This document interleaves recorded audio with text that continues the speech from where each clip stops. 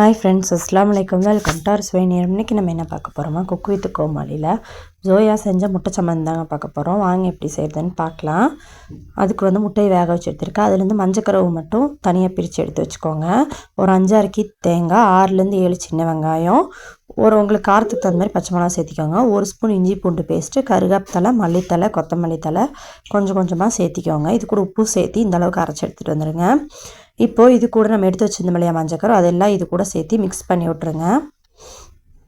இந்த மாதிரி பண்ணும்போது நம்ம கேஸ் பிடிக்காது. ஏன்னா பூண்டு அதிகமாக நீங்கள் சேர்த்திங்கன்னா கண்டிப்பாக பிடிக்காது. நம்ம நார்மல் பஜ்ஜிக்கு மாவு கலக்குவோம் இல்லையா, அது மாதிரியே கலக்கலாம். கொஞ்சமாக கடல மாவு, 2 ஸ்பூன் அரிசி மாவு, மிளகாத்தூள், லைட்டாக ஒரு பிஞ்ச் மஞ்சத்தூள், உப்பு, பெருங்காயத்தூள், சோடா உப்பு, இது 3மே இதெல்லாம் சேர்த்து கலந்துக்கோங்க. தண்ணி ஊற்றி நல்லா இட்லி மாவு பதத்துக்கு கலந்துக்கோங்க. அடுப்பில் எண்ணெய் வச்சுருக்கேன், அது நல்லா காயட்டும். காய்ச்சதுக்கப்புறம் இந்த மாதிரி நம்ம முட்டையில் நம்ம செஞ்சு வச்சுருந்தோம் இல்லையா மஞ்சக்கருவும் அந்த இதுவும் தேங்காயெல்லாம் அரைச்சதை அது இந்த மாதிரி ஷேப் பண்ணிவிட்டு மாவில் டிப் பண்ணிவிட்டு இந்த மாதிரி போடுங்க. உடனே திருப்பி போட்டுற வேணாம்.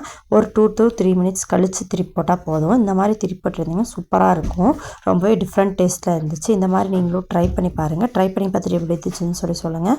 அதுக்கு முன்னாடி அறுசுவை நேரம் சேனலை சப்ஸ்கிரைப் பண்ணாதவங்க மறக்காமல் சப்ஸ்கிரைப் பண்ணிக்கோங்க.